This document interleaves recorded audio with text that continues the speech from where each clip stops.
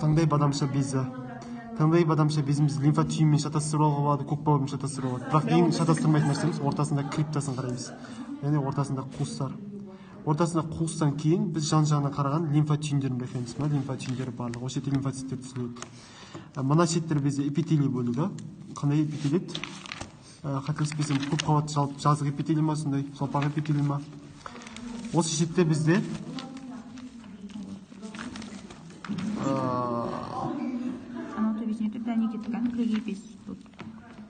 таңдай бадамшаны айтады ғой, криптолимфоид фолликул сосын осы жерде біздің негізі эпителий болады, көп қабатты жалпақ эпителий болады. Ал дәл осы жерде бізде лейкоциттер шоғырланады. Мынау эпителий мына шоғырланған бөлігін астында жатқан бөліктері осы лейкоциттер шоғыр болып табылады. Енді бұл бадамша безді біз жұтқыншақтан кесіп аламыз.